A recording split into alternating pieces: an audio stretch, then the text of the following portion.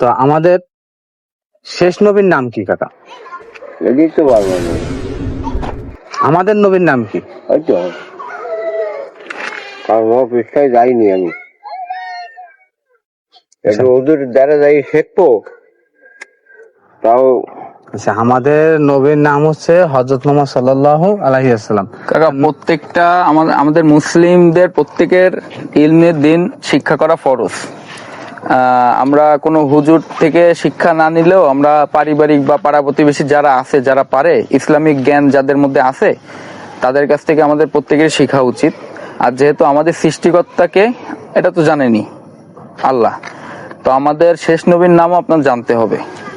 হ্যাঁ, তো এখন এই যে আপনি জানতেন না, এটা আমাদের মাধ্যমে আল্লাহ পাক আমাদের মাধ্যমে হয়তো আপনাকে জানাইছে, তাই না? আপনি যখন জানবেন তখন আরো 2টা মানুষকে আপনি শিখাইতে পারবেন।